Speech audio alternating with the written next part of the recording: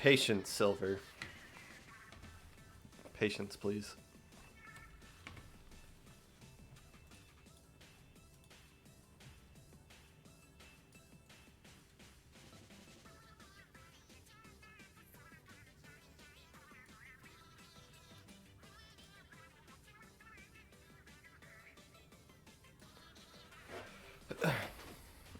Yeah, it's a suit and tie kind of episode. I haven't done one of these, I think, since the NA Open, so it's been a while.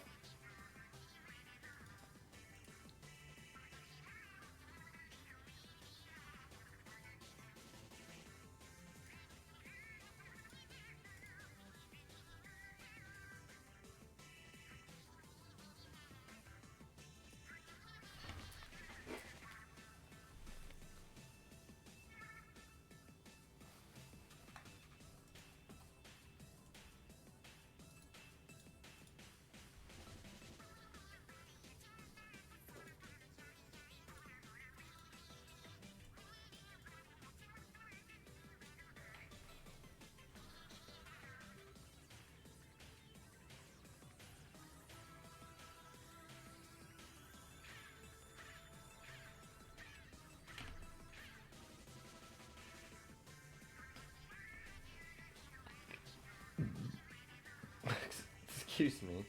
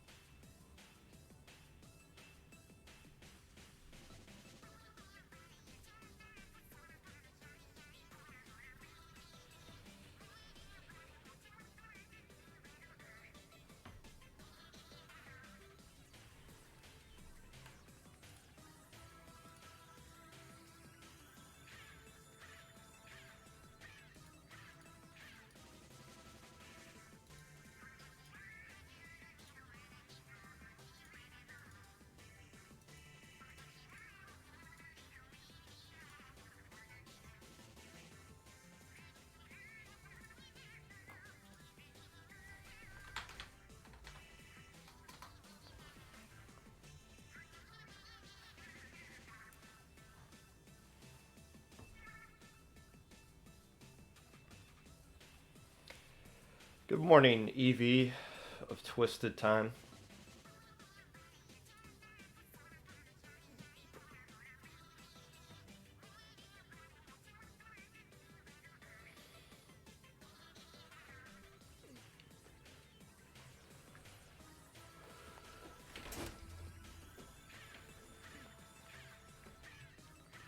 How are you, yo?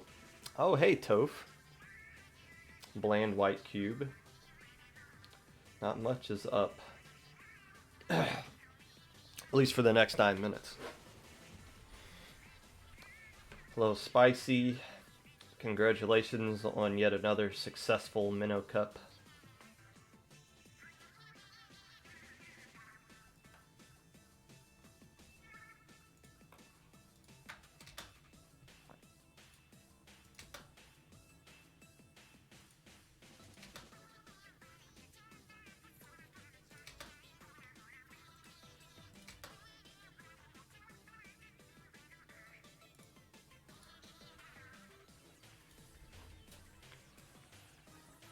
Hey, Mom. Oh, this pop gun is here.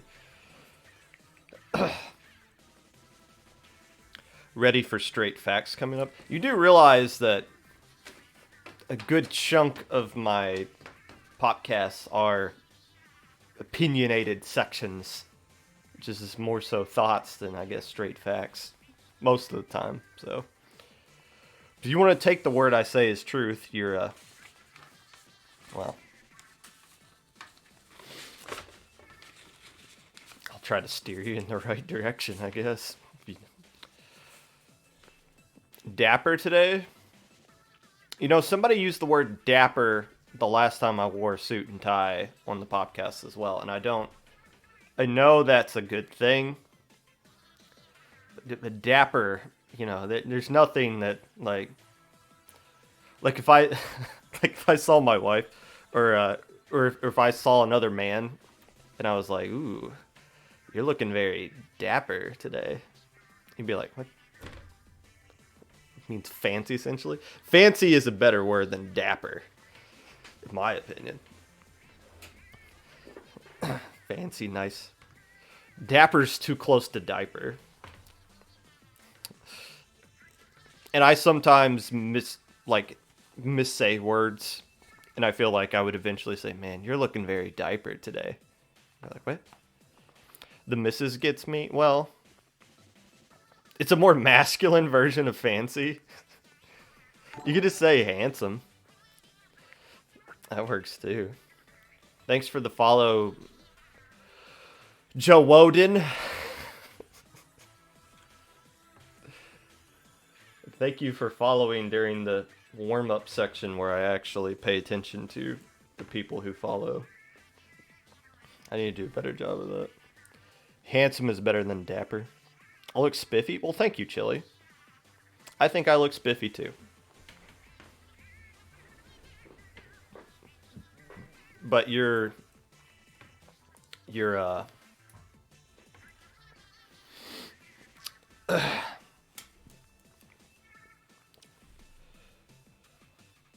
how highly you think of me is not lost on me. Appreciate it. TNGP.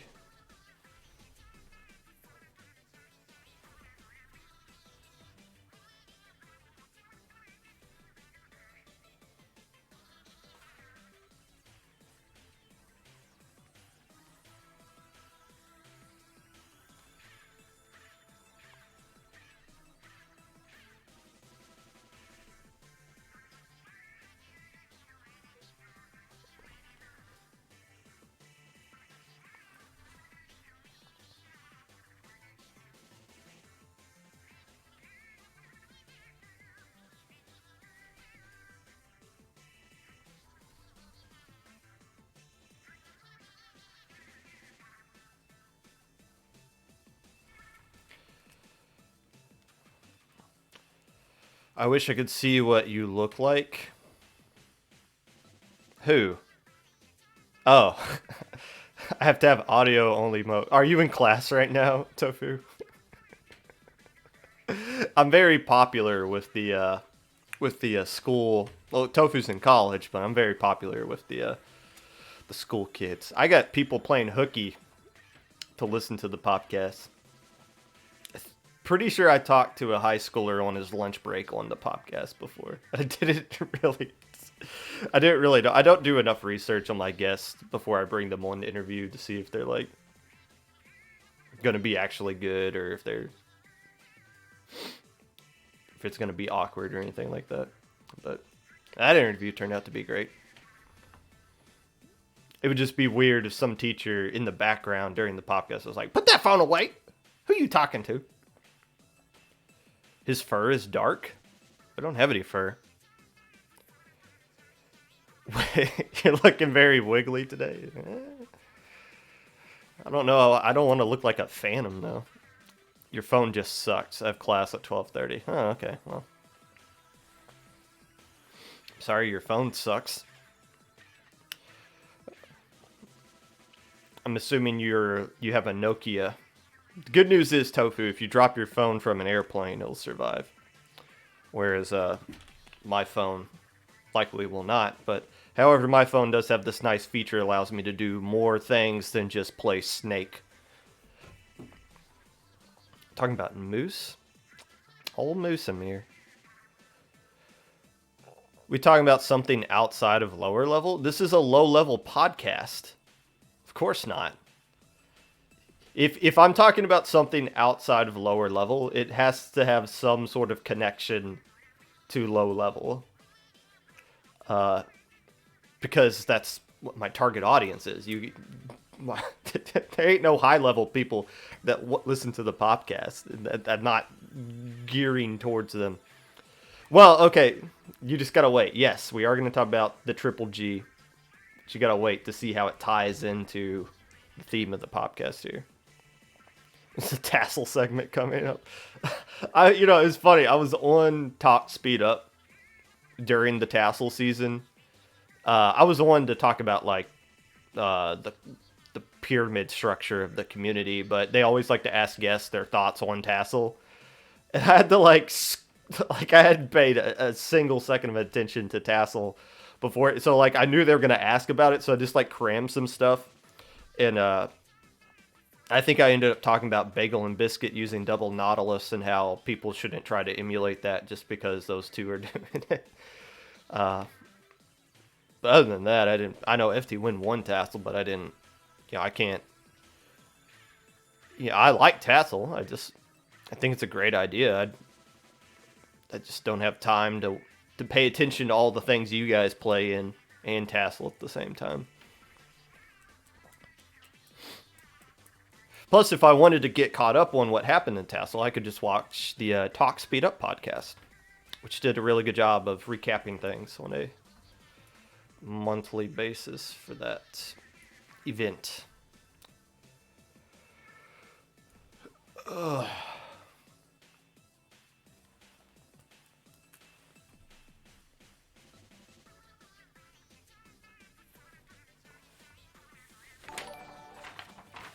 Thank you for the follow, Sabre Splul. Sablé _Splul. Thank you for the follow, Fishy Fash. See, I'm getting good at this. I'm getting good at reading those things. Hello.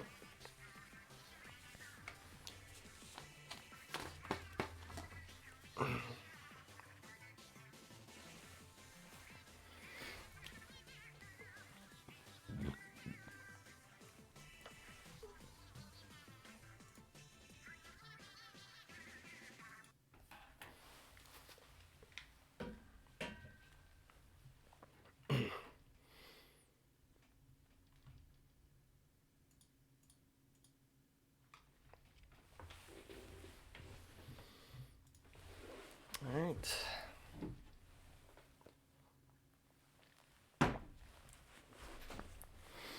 Hello, friends, and welcome back to the Popcast.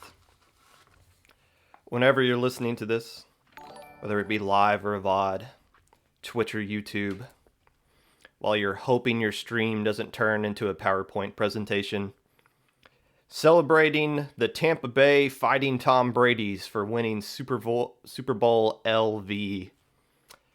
Testing to see if you can indeed run Splatoon 2 on Windows 98. Whatever it is that you're doing right now, I appreciate you taking the time out of your day to listen to this.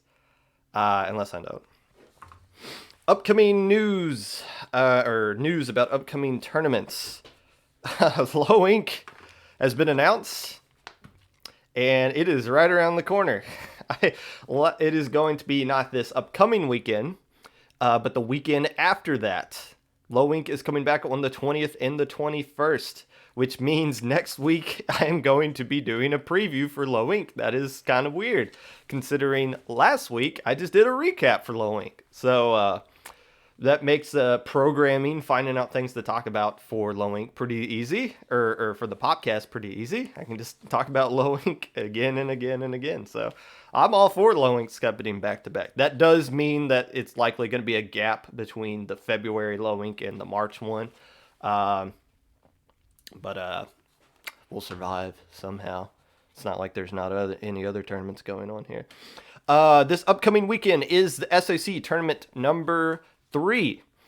This is back at the usual time of 1 p.m. Eastern time. Very EU friendly. It is not a 2-day tournament. It is a 1-day thing. Get it in, get it over with. I haven't really looked into this one yet. Obviously, Destiny Troops will be playing in it. So I will be looking more into this in the future. Probably be talking about it to some extent next week. Not a full-blown recap like I usually do with tournaments, but we always mention SAC. We love SAC. We give them some attention. There's also the midpoint tourney on Saturday or Sunday, Valentine's Day. For those of you who are not married, you can participate in the midpoint tournament. I don't know if Disney Troops will be playing in that or not. It is a tournament we want to play in. I'm just not sure if we're feeling up to doing things back to back on a weekend like that. It's funny. I announced a couple of weeks ago, I did an episode where I just talked about new low-level tournaments. While I was doing that, the midpoint tournament got announced literally at the same time, so I didn't even catch that. So if you're I guess it's Div 5 through Div 3 only. Don't quote me on that, but if you're into stuff like that, sign up for it. Midpoints.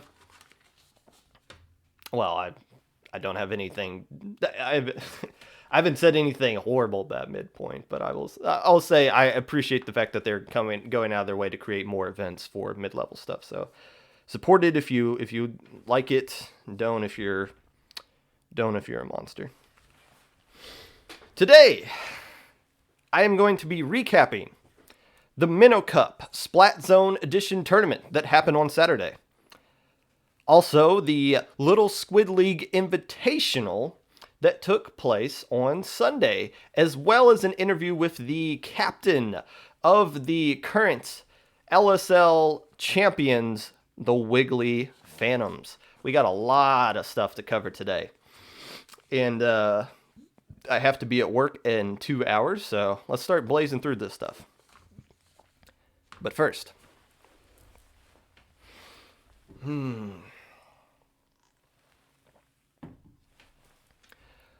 Once again, people were getting pissed at the lower level community, which can only mean one thing.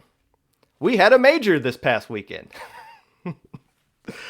The Grand Grading Grounds, which is from a former Southerner such as myself, that is a tongue twister waiting to happen, and it's going to be extremely difficult for me to say Grand Grading Grounds consistently, so I'm just going to refer to it as Triple G.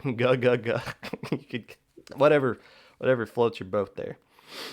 Triple G was great. I thought it was really great.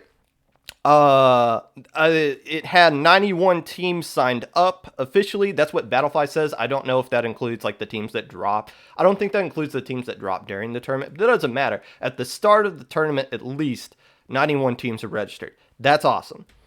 The finals that I watched live, along with a good chunk of you guys, I would assume all of you guys, had 700 viewers live.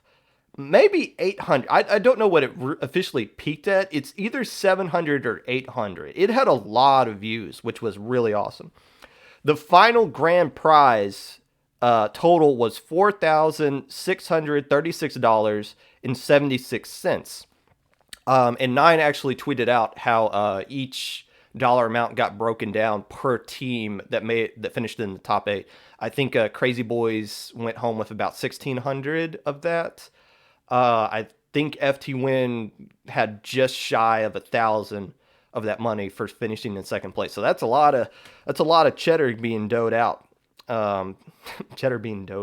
Being given out for this tournament. Once again, these college kids are raking in more money in a single day than some of us make in a week, embarrassing us with these prize pools, which is good. I'm all for high prize pools for a tournament.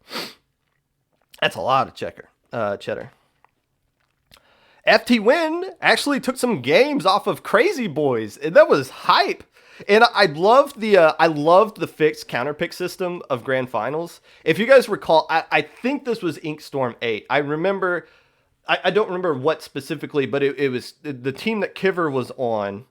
I don't remember if it was Radiance or what they were calling themselves back then. It might have been Radiance, but Kiver was playing the current Japanese monster team that was playing in that tournament. And it was winners finals. And the Japanese team was basically allowed to camp on splat zones every single counter pick that they did. And that was frustrating for a lot of us because like Kiver's team was counter picking like tower control and Rainmaker and winning on those modes. And then as soon as they lost, the Japanese team was like, let's just go back to splat zones and KO you guys because you can't beat us there. So that I remember that being frustrating. But they kind of fixed that here. There was some rule 9 explained where it was like you couldn't pick the mode that you just won on previously. So that means they had to win on something other than just straight splat zones, which they did. The Crazy Boys won on tower control. They actually counterpicked the last game they counterpicked was Clam Blitz on Mako Bart, which was interesting because I think they would have been allowed at that point in the set to go back to splat zones, but instead decided to double down and go with Clam Blitz, and won on it. So that was cool to see. It was cool to see FT Win actually hang with those guys, because up to the point of Grand Finals, Crazy Boys hadn't dropped a single game the entire weekend. So to see FT Win, who lost them 3-0, actually bounce back and take some games off those guys, if not threaten to beat them, was exciting to see. Gru for life. Thank you. I believe that's right. I remember something like that. I have nothing but great things to say about 9. The staff, the TO staff that put on the tournament, the fact that Triple G existed, it was a great tournament. I'm happy for it. I hope we see more majors like this in the future. Unfortunately, the big storyline leading up to this tournament was once again, why are lower level teams not signing up for this tournament? Low level teams were called out for not signing up. And the finger this time was pointed directly and unfairly at Minnow Cup being on the same day. I say once again because this conversation on Twitter literally happened last weekend or 2 weekends ago when In the Zone happened during Low Inc.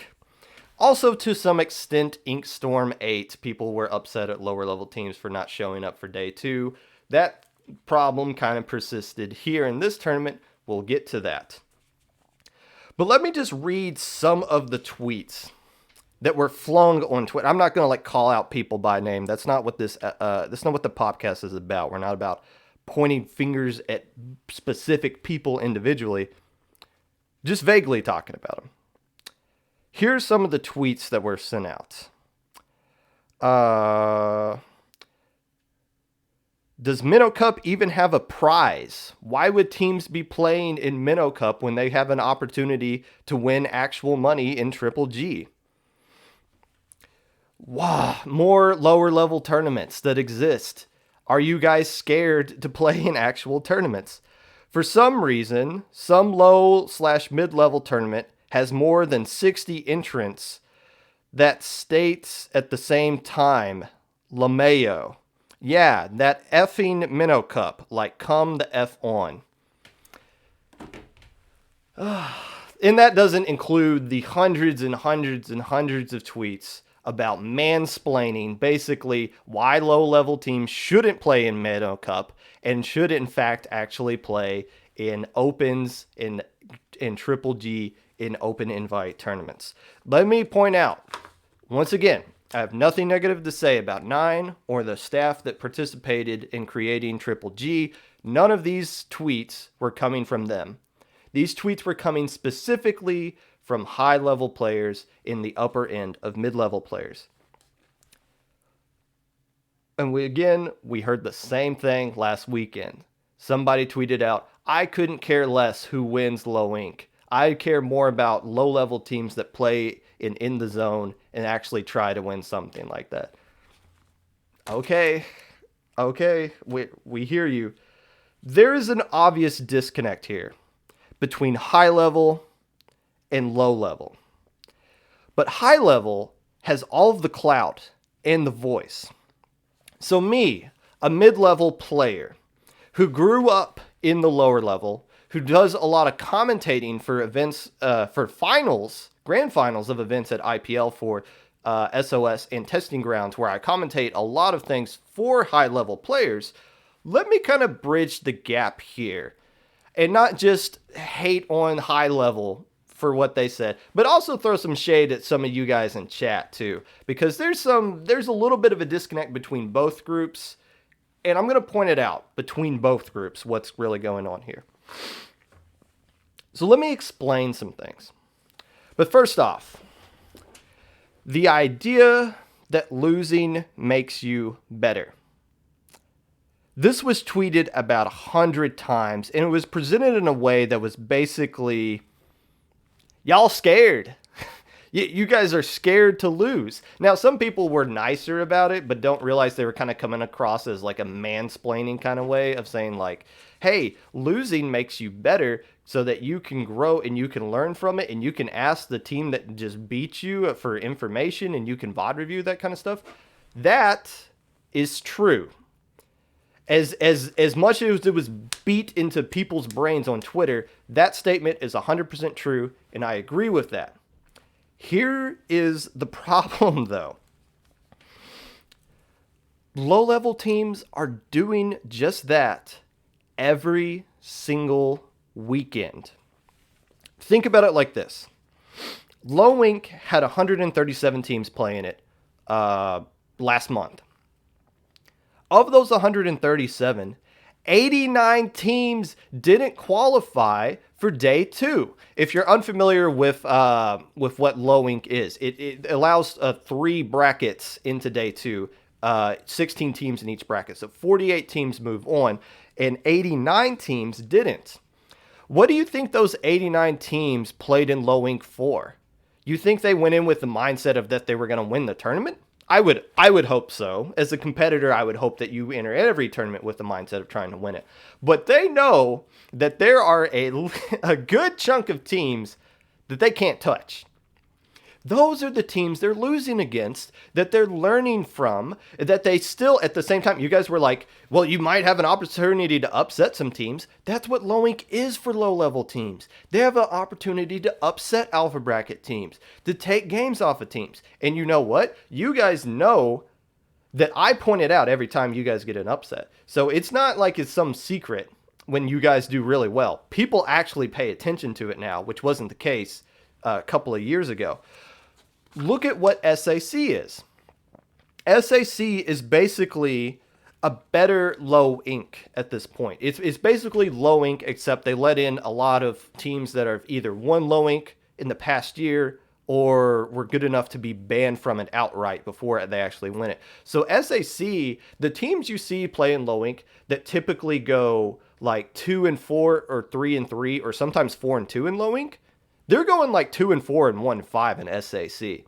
But they still playing it. Why? Because that same losing mindset. They know that they'll lose to teams that are in the top 8, but they at least have an opportunity to somewhat take a game off of them, get some film where they can VOD review it, and no one is, well, some people have personally asked me for feedback, and my response has always been, I'm sorry, I wasn't really paying attention to you. I was more focusing on what my team is doing. So maybe I'm a bad example for that, and I apologize.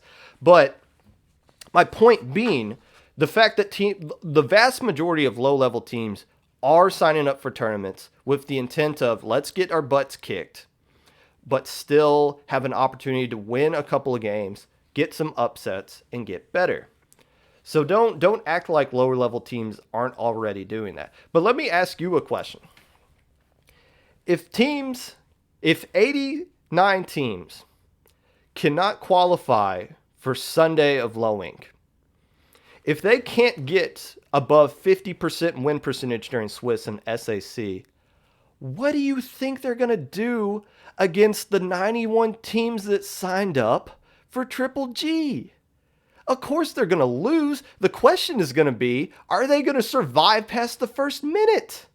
And if you're a high level team, and this might be a diss to some of you in chat, I'm sorry, but if you're a high level team and you can't knock out a lower level team in 1 to 2 minutes, are you really a high level team though?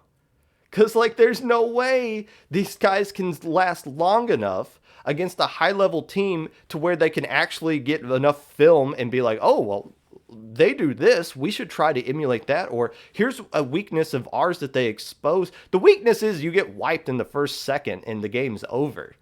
Like, here's what we don't need to see. We don't need to see low-level teams play high-level. What we need to see is more mid-level teams playing against high-level. Because mid-level teams are what like the lower end of low level is to the alpha bracket and SAC teams. So when you say you're scared to play in tournaments, you need to play in these to get your butt kicked to get better, the finger you should be pointing at is mid-level teams. Because I agree, more mid-level teams should have played in Triple G, not low-level teams. So, and that's been explained 100,000 times. I want it to be clear. They know. They knew before it was mansplained to them over the course of the entire week. Low level's not dumb. They know how to get better. They just have an actual system to where they can grow safely without getting completely discouraged like the old days that I'm going to get to soon. Another thing I want to point out. The mindset of there were brackets for everyone.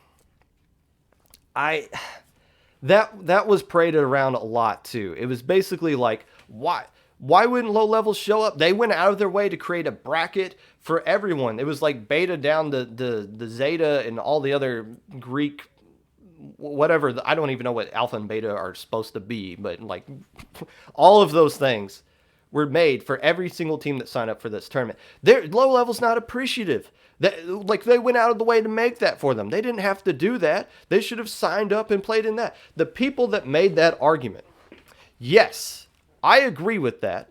And me personally, as just a participant, I appreciate that. But I 100% guarantee you the people that pointed out the day 2 bracket did not actually look into it at all. And if they did look into it and they thought it was something that teams were going to get excited about, lower level teams were going to get excited about it, that just shows how out of touch everybody is as far as what they think lower level will come out and play for.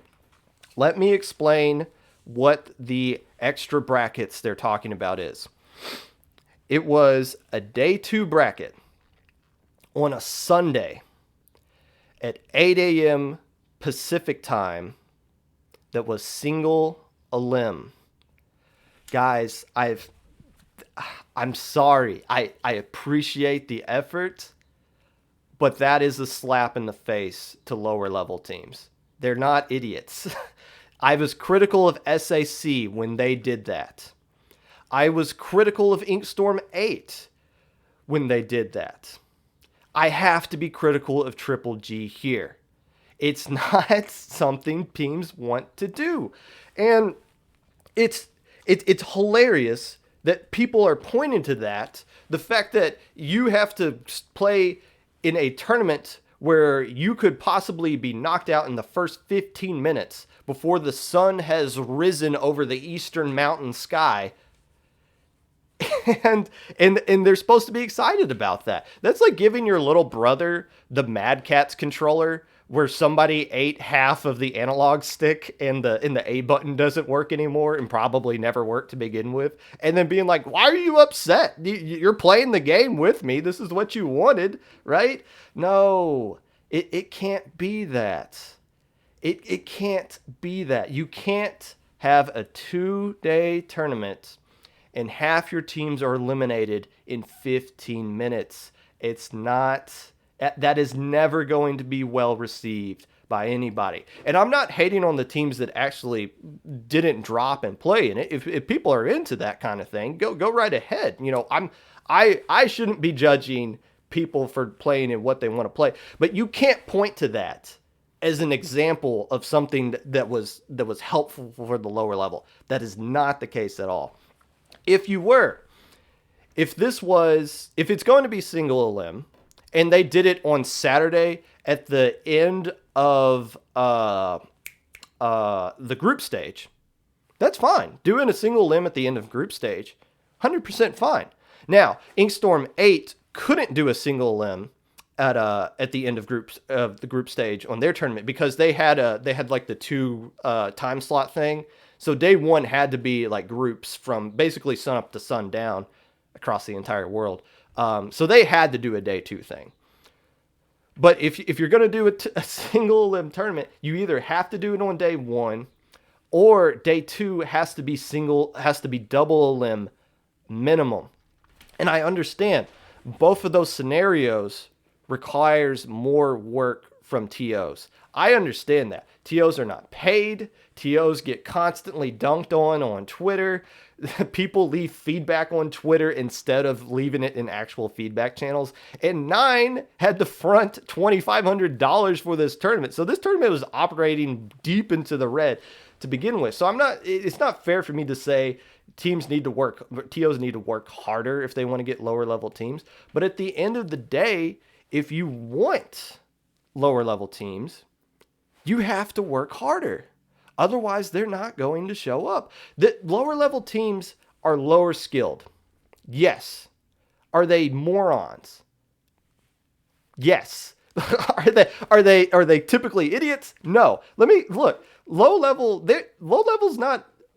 is smart, all right? We got college kids in low level. We got adults in low level. We got married people in low. There's married people in my chat right now. You can't just give them just because KFC has a donut chicken sandwich doesn't mean we're gonna buy it. You know? So, and again, let me point this out. I don't fault Triple G for having the 2-day bracket system at all, because it wasn't them pointing the finger at low level and being like, this is you guys not playing in this. It was players that were pointing the finger at lower level and saying you were supposed to play in this.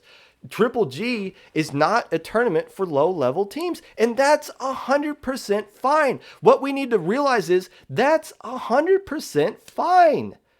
It doesn't need to be a massive tournament that gets a gazillion teams that play in it. It doesn't. All it needs to be, it just needs to be Tassel, honestly. Like, just get the 8 or 10 teams that played in Tassel, put them in. I'll watch it.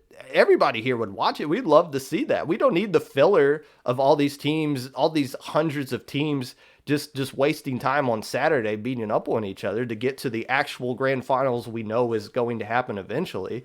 So lower level teams, this tournament wasn't built for them, and nobody in the lower level was tripping about that. And if they were, they need to stop, because it's not a big deal that it wasn't meant for them.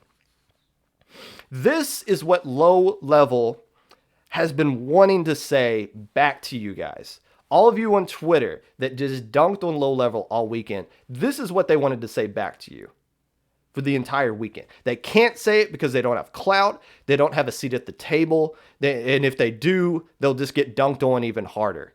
But this is what they wanted to say back to you guys. But now, I'm not trying to create class warfare here. I get where high level is coming from with all of this. I can read between the lines. So let me explain. If you've listened to several episodes of the Popcast, which I know you have, you've heard me talk about the old days. The old days, back when BNS was all we had. And if you were a low-level team back in the day, your hope was to just win one game in BNS, or to find that one team you're actually even with, to where when you play them, you can actually make a scrim connection and be like, hey, let's scrim against each other and let's grow together. I'll always be thankful for Allie of the Crustacean Crusaders for being the first team ever to reach out to us after we played them in 2018 and we tied 2-2. And she was like, hey, we should scrim each other. And I was like, what's a scrim? I don't get that. I will always be appreciative as the first team to kind of introduce us to what competitive should be. And that came from BNS. The first time we actually won a game in BNS was the third time we played in it. We beat some team called Sour Patch Squids. And I'm really dating myself by using that reference, because I'm pretty sure other teams played against the Sour Patch Squids as well. But here's the thing. Here's what high level doesn't really get, because that was low level for them too, and it sucked. Everybody around you was disbanding. People were quitting. There was no low level structure. The pyramid was high level, and that's it. Like, that was the pyramid back in the day, and there was no support in the community. Was not going anywhere with that. Now, from me personally, why do I do the Popcast? Why am I in ITAP streams during tournaments rooting them on? Why am I getting players from the Deep Fried Octolings to come on to talk about a third place finish they have in a Clam Blitz only tournament? Why do I point out every single time the Wiggly Phantoms? I talk about the Wiggly Phantoms every single week. Why do I do that? It's because I was the Wiggly Phantoms. I was the Deep Fried Octolings. I was ITAP, except I didn't play. I played after I graduated college, not during college. But nobody was paying attention to what Destiny Troops or Sploot Troops was doing back in the day. And that sucked. And as I was getting out of this, as now we were the 1-5 team, the 4-2 team, or the 2-4 team in Low Inc. And when we finally won Low Inc. and finally won Ash Cup and Div 4 semifinals and upsetting Div 2 teams and making top 3 in SAC, and we grew, it took us 2 years to get to that point. And nobody was paying attention to it, especially teams in the high level. And I don't fault people in the high level for not paying attention to what's going on in the low level. But so many things have changed. That's why I do the Popcast. There's so many great stories that go on in low level that a lot of people miss. And things we should be celebrating. We should be celebrating the Wiggly Phantoms for when they win 4 games in Low Inc. Excuse me. Even if they don't make Gamma Bracket, 4 wins is a huge accomplishment for them. And everybody from the bottom to the top should be excited about that because the team is going from the bottom and growing. But no, we get tweets, I don't care who wins Low Inc. because they don't play in the zone. That's the mindset that needs to change. Let me point out some things that need to change. Not just high level, but low level as well. First off, instead of saying, why are more teams playing in Minnow Cup instead of Triple G? First off, the reason teams signed up late for Triple G is because we're all lazy and we wait till the actual day of the tournament to sign up. So Triple G actually had about 30 more teams sign up than Minnow Cup. But at one point, yes, Minnow Cup had significantly more players or more teams sign up. But instead of saying that, why are more teams playing in this and that? The conversation should be, look at all these teams that are playing Splatoon 2 in a tournament this weekend, regardless of what tournament it is. Look at 150 teams played last weekend. That is insane. Who cares if it wasn't all in the same tournament? It was all played in one game, everybody bringing attention to the game, to the community, from top to bottom. That's an amazing thing. Now, low level, I'm going to call you guys out too, because a lot of you guys, I've seen a lot of tweets like this. You guys call out Dude, you guys call out Kiver whenever they stream during a low level tournament. And you guys are like, they're taking views away from Low Inc. They're taking views away from Little Squid League. Hello? They're giving views to Splatoon 2. Who cares? And to those guys' credit, they always raid Low Inc. when they're done. They always raid these lower level tournaments when they're done. Those guys that you're criticizing, they send the love right back down. They do more to help the lower level scene than you guys really realize. So the fact that we're criticizing some people who are actually helping us is an absolute joke. It doesn't matter. The question shouldn't be, the topic shouldn't be, why are more people watching Dude than watching Low Inc? The topic should be, 1,000 people are watching Splatoon at the same time on Twitch. This is amazing. There is views on the community as a whole. It goes both ways, guys. And we got to stop it. We got to stop hating on a high level that is actually helping us grow. We need to get better than that. And 9 hinted at this. In 9, I'm going to point this out. 9 tweeted out that the controversy about Minnow Cup happening at the same time as Triple G. First off, I do want to point out, nobody reached out on Triple G's behalf to Minnow Cup. Nobody asked them to move. Nobody asked them, hey, can you guys just not have your tournament or anything like that? There was no communication there, which is fine. There doesn't need to be a communication there, which shows Triple G was aware of it, but they understood there was no need to try to stomp it out because it was going to help. Here's what Nine tweeted out.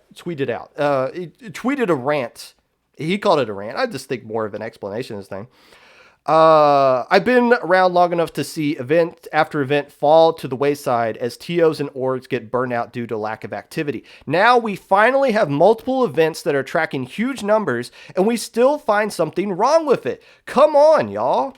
I get the frustration. Seeing community run events, seeing community open events garnering huge prize pools and hundreds of teams would be awesome, but not everyone wants the same thing from this game. And you know what? More power to them. This game can be enjoyed by any way you want. And you know what?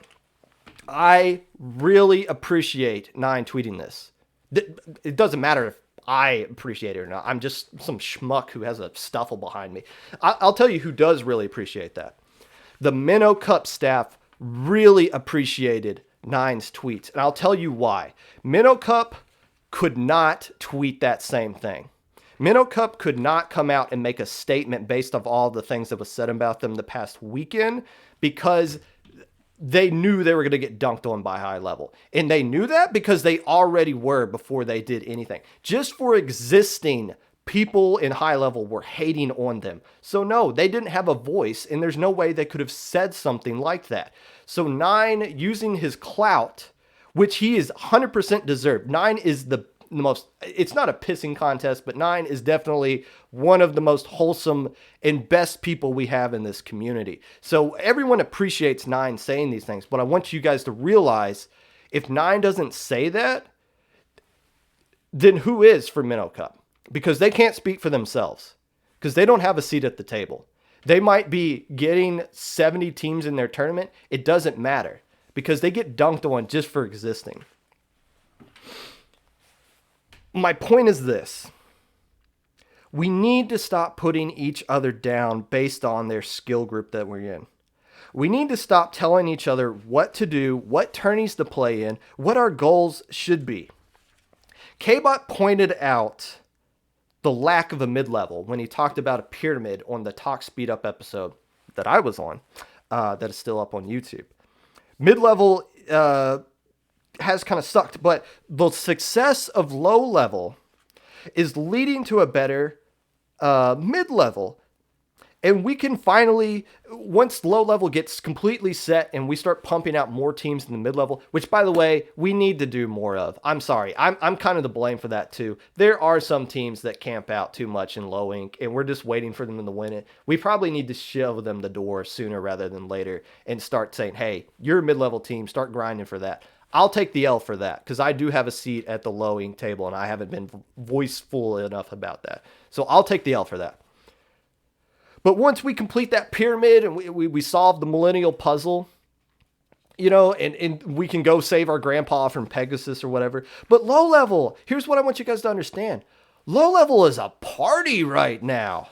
We got 100+ teams signing up for low ink on a monthly basis. We got 2 college teams. We got a team where the minimum age requirement is you have to be at least 25 to be a part of it. That knocks out like 80% of my chat right now.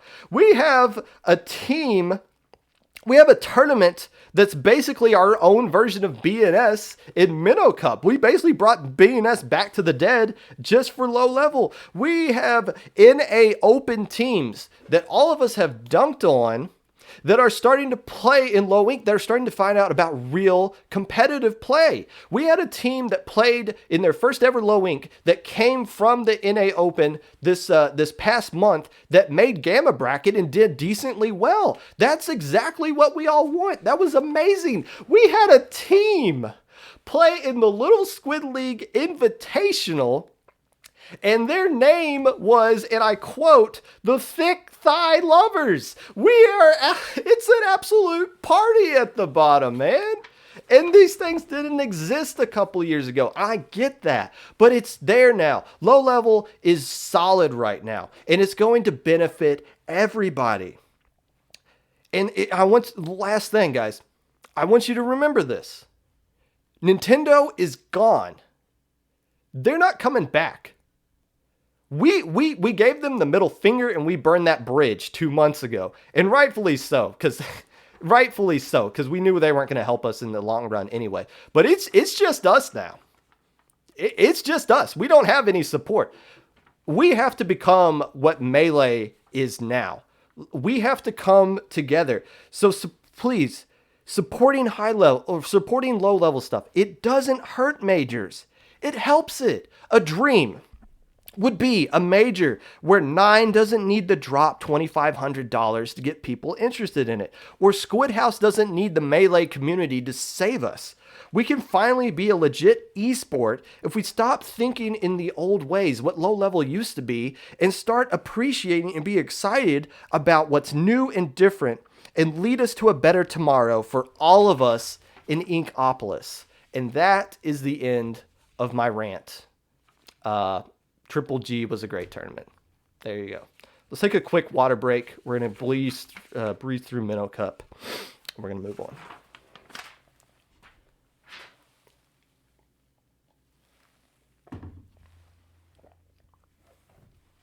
Yeesh.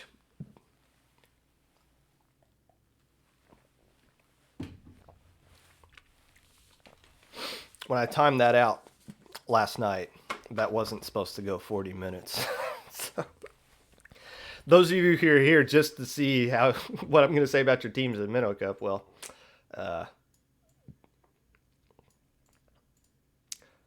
oops.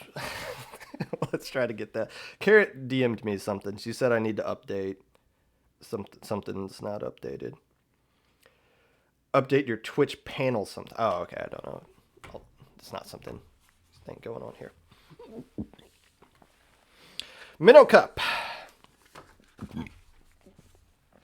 67 teams played in the most recent Minnow Cup, which was this past weekend. That is a new record. That is just the third tournament Minnow Cup has been hosting, and they've already reached 67 teams. It was 69, we know. But 2 teams dropped right before, so I'm not giving you credit for 69. You're only getting 67 here. Which means 2 groups was actually warranted this time around. Once again, if you guys remember last week, I explained why Low Ink had to be 4 groups. The answer is to avoid 7 rounds of Swiss. If 67 teams were put into one Swiss group, Battlefy would have forced it to be 7 rounds. Nobody wants that. If you think you do, I don't know what to, I can't help you. I'm sorry, you're beyond saving. So that's why there were 2 groups, to make sure that this tournament wasn't longer than what it needed to be. Just 6 rounds of Swiss. Matches of note. Amnesia 2-1 over Tooniverse. Now, Tooniverse's name in this tournament was Negative Tooniverse because Miss Popgun and Spicy didn't play because they were TOing. But it was still, the players that played are still a part of Tooniverse, so it's not. It makes you think it's a pickup team. It's not. It's if all 4 of your players are playing, you are the legit team. If 3 of your players are playing and you have 1 sub, I'm still considering you a legit team. So minus Tooniverse, it doesn't matter to me. They're still Tooniverse. Regardless, Amnesia beat them 2-1. These 2 teams were surprise alpha bracket teams, and they met on stream. So it was cool to see these 2 surprise alpha bracket teams from last month actually play against each other. You think 2-1, it was cool. It was not. It was not exciting at all. Amnesia curb stomped game 1. Tooniverse turned around and curb stomped game 2. And then Amnesia turned around and curb stomped game 3. So it was about the least exciting 2-1 match I think possible to be put on stream. But still a good win for Amnesia nonetheless. Evening Chickens 2-1 over Unlighted. Unlighted being the team that won this entire tournament, took 2 losses the whole way. Evening Chickens being one of the teams to knock them out, or to knock them down in a 2-1 result. This is a big win for the Chickens. They finished in 4th place in the most recent Low Ink, and they're following that up by getting good results here. The Evening Chickens, I've always said they never step backwards. They're always climbing up. They did take a little bit of a step back in the early portion of January, but whatever issue they had in a couple of months, give them a mulligan because they're right back on track to where they need to be. Evening Chickens, one of those teams we might not see in low level much longer because these guys are constantly getting better. Twisted Time 2-1 over Tonkin. This was the only team to beat Tonkin in the Swiss group, who makes more and more noise each weekend that we see Tonkin. I'm going to be talking about them more later. Twisted Time, who had a little bit of a disappointing tournament, I know from their perspective, the last time we played in Low Inc. Had a nice bounce back here. Beating a team like Tonkin shows they're just as capable of beating anybody as we expect them to be. They're just inconsistent, which you typically see out of new teams. But if we see more of these guys playing in more tournaments, that consistency is going to start to stick, and we're going to see more good twistedness coming from Twisted Time. ITAP 2-1 over No Diving. This is the second straight tournament where No Diving has had interesting 2-1 results against teams they really have no business taking games off of. But here they go, 2 weeks in a row, they did it. Now, this ITAP one, it was on stream, so I'm back and watch it. It was a game 3 that No Diving won, and I think ITAP, I don't know if that was the comp they traditionally want to use, but they used it and they got the L for it, and then there's going to be no asterisk for that.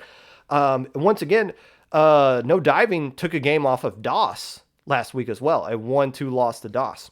So they're starting to take some games off of these guys.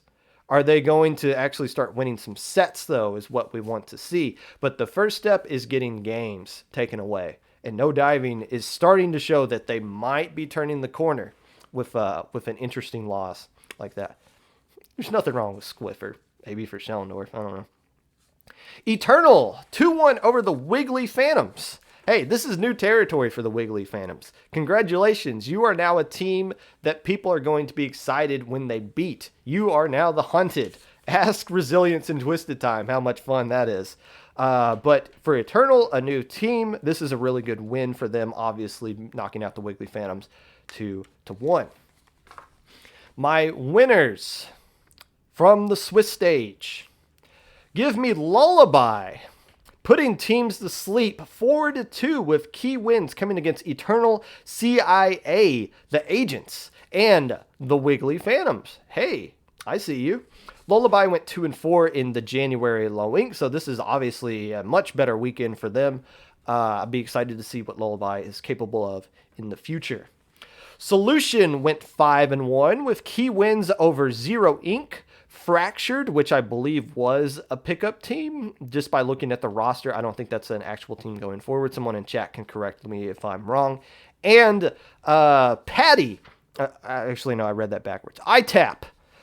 Man, that is the second straight time that Solution has had to beat ITAP to make it into a top cut or alpha bracket in the back-to-back weeks. Solution and ITAP are having similar results against the teams they play against.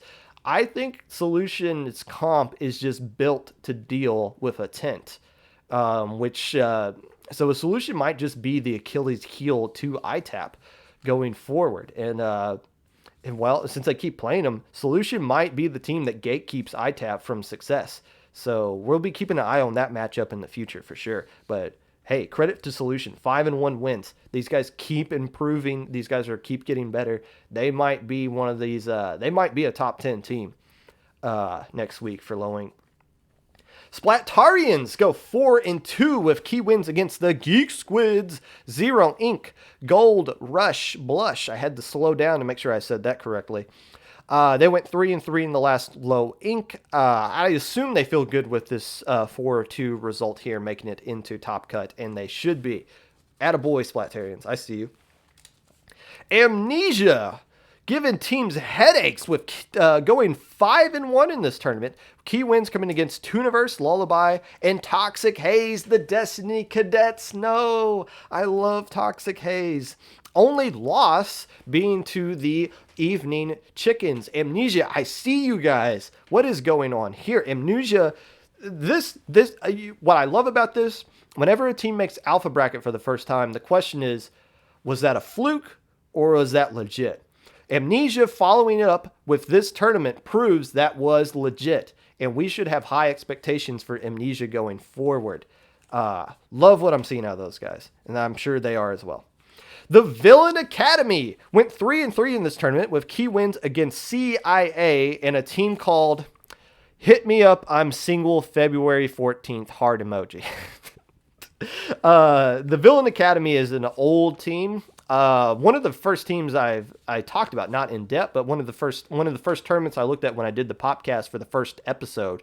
I remembered the Villain Academy, and here they are back in this tournament after taking some time away, going 2-4 in the last low ink, coming back here and getting 3 wins this time around.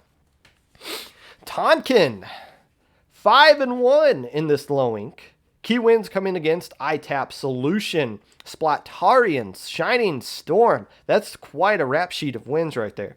Top Cut. These guys made Top Cut and Ash Cup in their first tournament. 5th in Beta in their second tournament. And go 5-1 here with the highest opponent win percentage in their group at 69.4%. Again, that means they played the toughest schedule of anybody in their group, and they found a way to get 5 wins. I see you, Tonkin. I see you. The Ink Strike Inklings. Great tournament for these guys. Great bounce back. Went 5-1 with key wins against TNGP, a team I'm going to be talking about in a minute.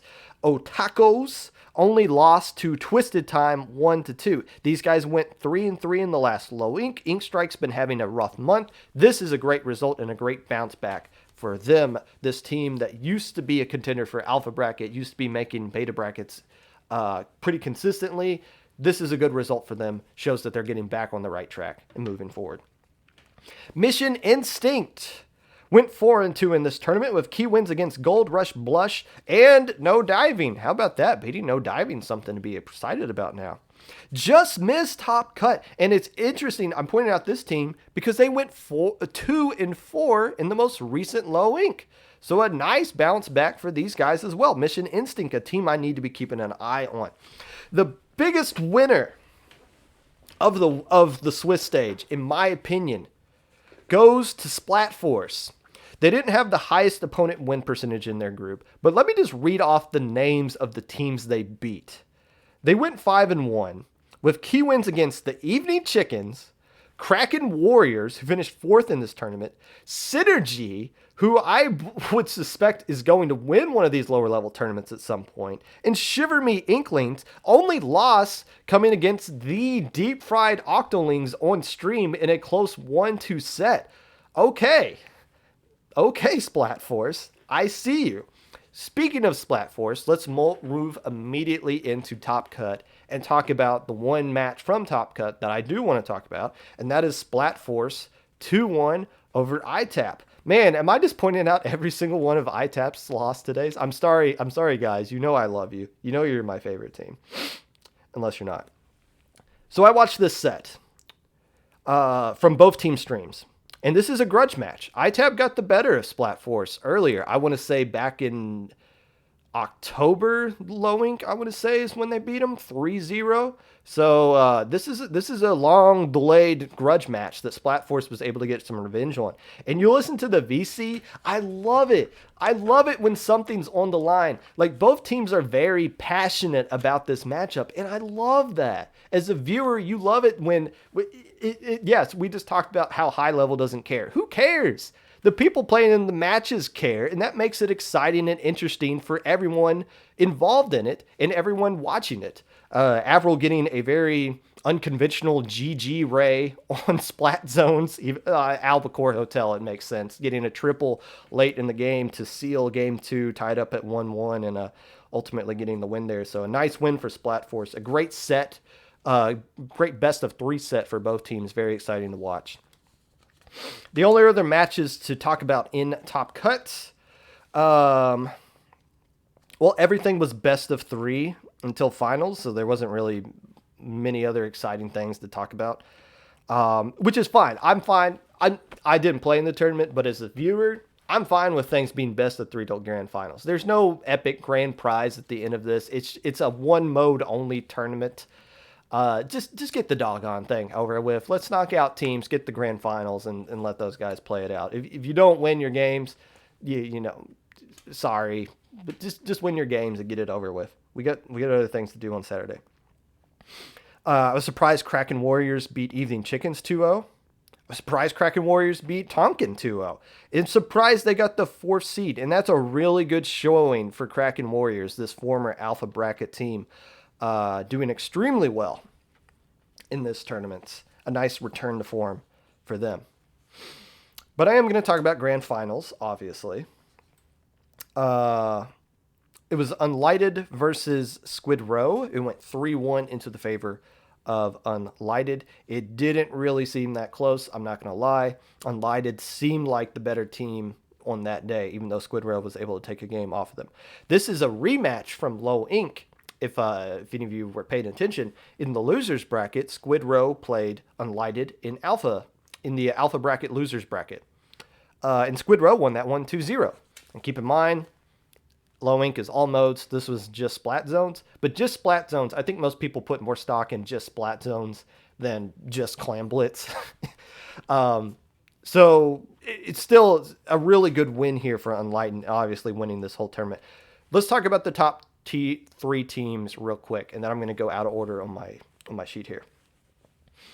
The team that finished in 3rd place, the Deep Fried Octolings. Don't just say Deep Fried Octolings. They have a "the" in their name for a reason. Make sure you say it. 6-0 in Swiss. The only team to go undefeated in Swiss in this tournament among both groups.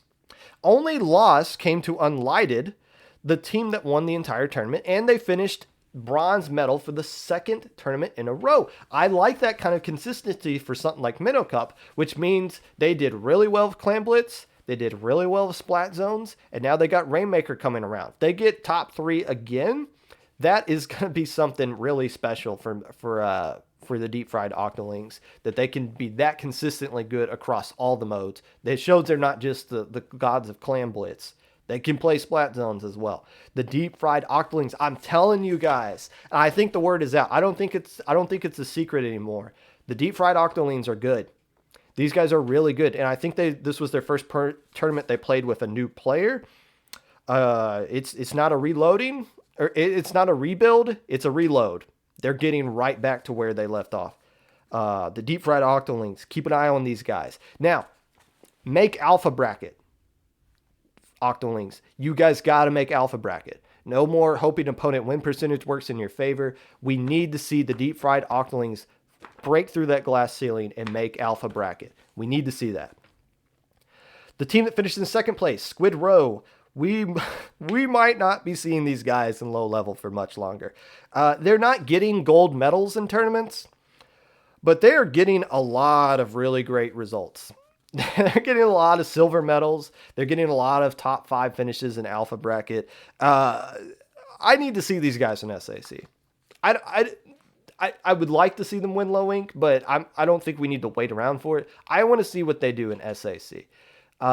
Because that's the teams they need to be playing against. For sure. In 1st place, Unlighted. This was a surprise. I did not suspect Unlighted would win this tournament. They won Group D in the Swiss stage of Low Inc. last week. They were eliminated in losers round 2 of Alpha Bracket once again by Squid Row. But obviously this is a great showing. My question is, what's next? You can't use the fluke argument here. You can't fluke your way into winning a tournament. You can't. You're the better team that day, but that's not a fluke. The question is, what is going to be next from Unlighted? Are they going to start getting a medal in Low Inc? Are they going to consistently make Alpha Bracket? Are they going to do more damage in the winner side before they get knocked out?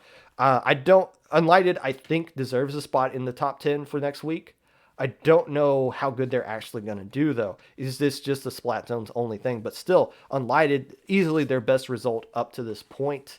A team I don't talk enough about, but need to keep an eye on for the future for sure, because they deserve it. They deserve some more attention.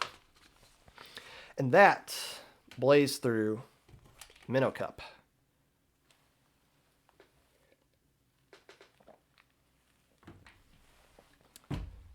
And I say we're going to bounce out of order here. So let me kind of preview this, because I don't want to waste time of my guest. We are going to be talking about Little Squid League. And let me just kind of preface it with this. It was an invitational that happened on Sunday. Little Squid League's usually an open tournament for like Div 6 and below teams. This time around, I think for the for the tournament, it was 10 or 8 teams around because it was the 10th tournament that they did. The 8 teams that played were Booyah X, iRide, I know it's not pronounced iRide, the Thick Thigh Lovers, Wiggly Phantoms, Inkcraft Cult, Alpha Squids, TNGP, and Ink Eye. And the team that played in Minnow or in LSL and won it this past weekend would be the deep fried, or not the deep fried octolings. Why I still got them on my brain. It would be you, Mr. Sneck of the Wiggly Phantoms. Welcome in to the Popcast. How are you doing today? I'm doing great. How are you? I was good. How was talking to my wife behind the scenes, by the way? Was that awesome? Yeah. always a pleasure to talk to Miss Popgun. Hey, real quick, give us a rundown of why your team is called the Wiggly Phantoms. Well, I thought of the name before anybody joined the team, so it's my weirdness. I actually thought of phantoms from like Zelda and such, those big metal suits of armor, Yeah. and Wiggly, so kind of like a oxymoron type thing. But Okay. But those things from Zelda aren't wiggly at all. They're stiff. like an oxymoron. Oh, okay. But Fair as I enough. said to my teammates, it's open to interpretation. It's whatever Wiggly Phantoms means to you. So Brush is in chat right now saying that they did not know that. So are you like breaking news that you've never told another human being before? No, I could have sworn I told Brush. What is the history of the Phantoms? Like when did you guys form? Everyone get into competitive first turning things like that. Three of the five of us have zero competitive experience at all before we joined this team. We started in June 11th, and our first real tournament was Clan Clash Volume 4, I believe. And we got destroyed in that one. Clan Clash. I'm familiar with the Clan Clash. Is that a lower level tournament? Like, is that something I should be paying attention to for the podcast? Do you think? I don't believe it runs that often, but I think you should because I believe it's Div 4 and below, and it's around low ink level. Um, a lot of the conversation of this past weekend, obviously, as I kind of ranted about earlier, was about the fact that low level teams weren't playing in the Grand Graining Grounds because of Minnow Cup. You were one of the teams that played in the Minnow Cup. Could you explain your process behind the mindset of your team playing in Minnow Cup instead of Triple G this weekend? Our mindset was to play in Little Squid League since GGG was 2-day event, so we didn't want to have to miss out on Little Squid League the next day. But we like Minnow Cup, and there's a reason why there are so many low level things because they give us a better opportunity to showcase ourselves. Uh, has there been any high level team or player that has inspired you guys to like help you grow or to even get into competitive to begin with? Yes. At first we didn't have anybody, but then Tux from Thembo IHOP, they really have helped us and really taught us how to actually play the game and improve. And shout out to them, Tux and Thembo IHOP. Thimbo IHOP. That's another team I need to have on to explain their IGN. I I would assume they're not actually sponsored by IHOP, but who knows? Let's talk about the Little Squid League tournament. It was an invitational. How were you guys told that you were going to be invited to the LSL invitational? Well, at first, Parias sent me a message saying it was going to be next week on the 14th on Valentine's Day, but we couldn't make that. So then we were actually able to switch the date to this past weekend where we could play. So there's some issues coordinating the time. Did you know ahead of time that there was going to be invitational and that your team was likely going to be invited, or was that kind of a surprise to you? We were told ahead of time before there was an announcement for the invitational, so we knew we were going to be in it. Uh, Now a lot of people were probably expecting you guys to be the favorite going into the tournament. Did you feel like you guys were the favorite? We knew that everybody thought us as the favorites, but we knew not to let that get into our heads because last Little Squid League, we thought we were favorites, but then we got knocked into silver brackets. So we were able to mentally prepare that we have to take every match one game at a time rather than it's going to be given to us.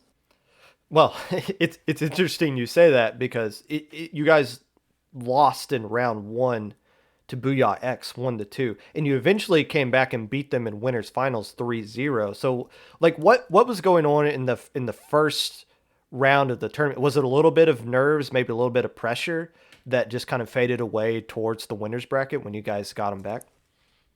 Yeah, we weren't as focused. We were still somewhat warming up to the tournament, so we started worse, ended stronger, and we were able to counter them better. We knew what they were going to do to us, so we were able to take that information to winners finals.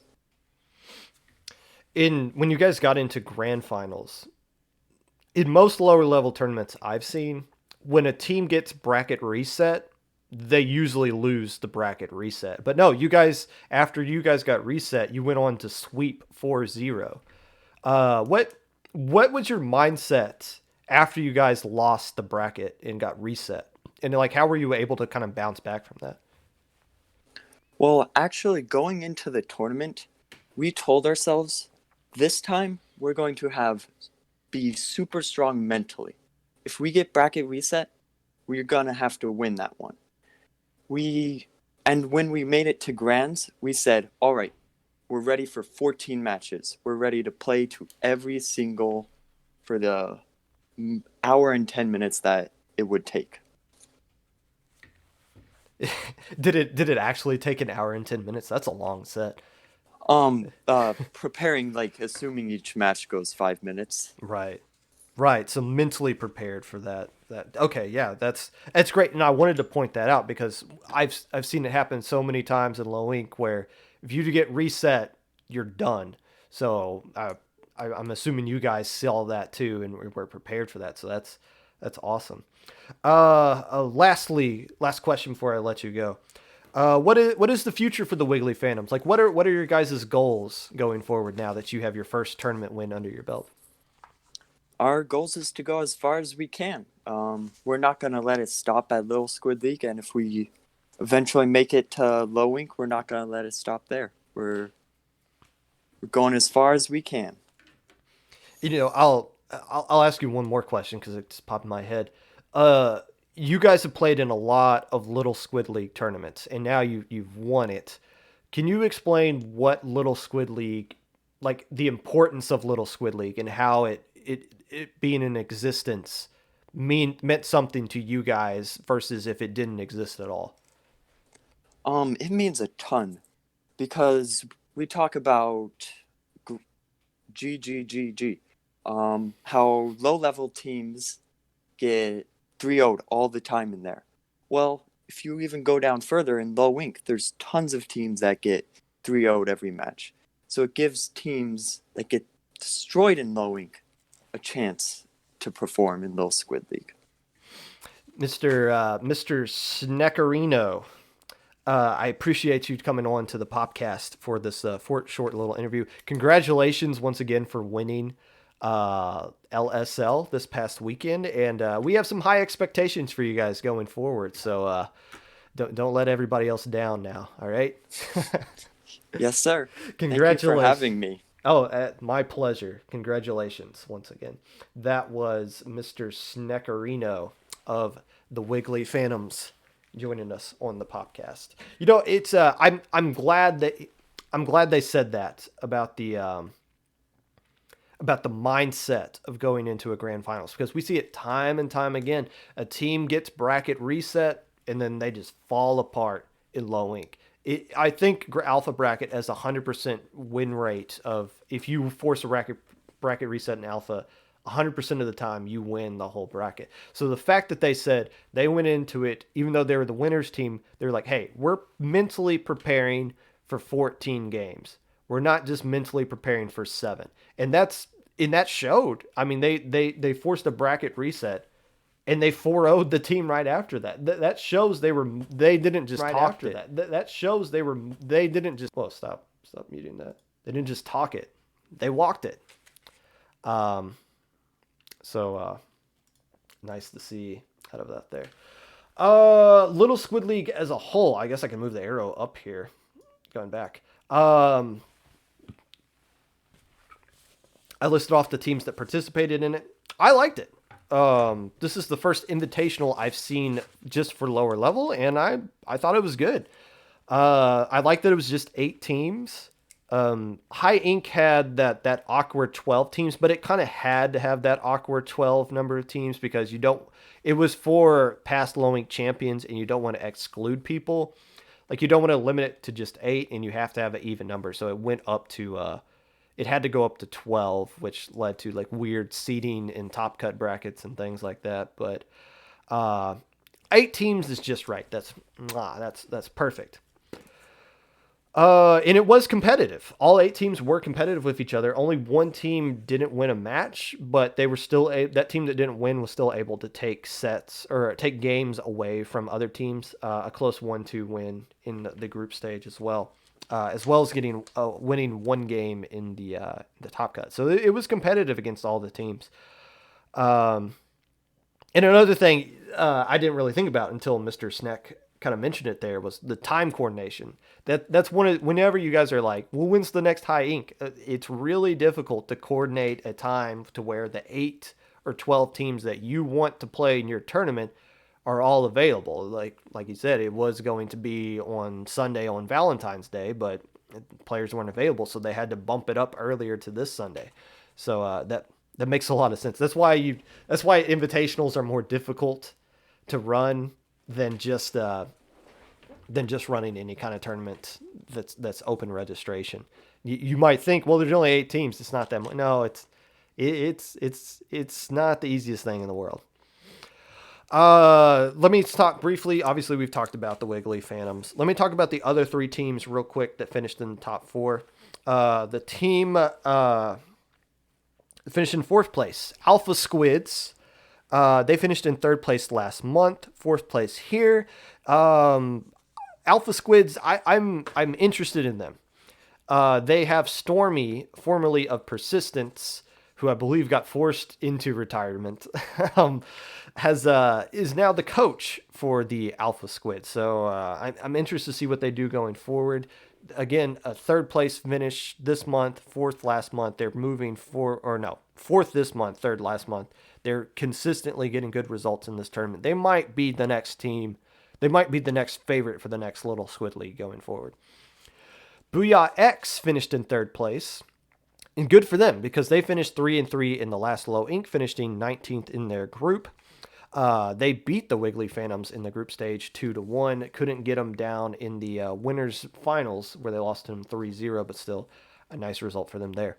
And TNGP, they finished in 4th place in the last Little Squid League.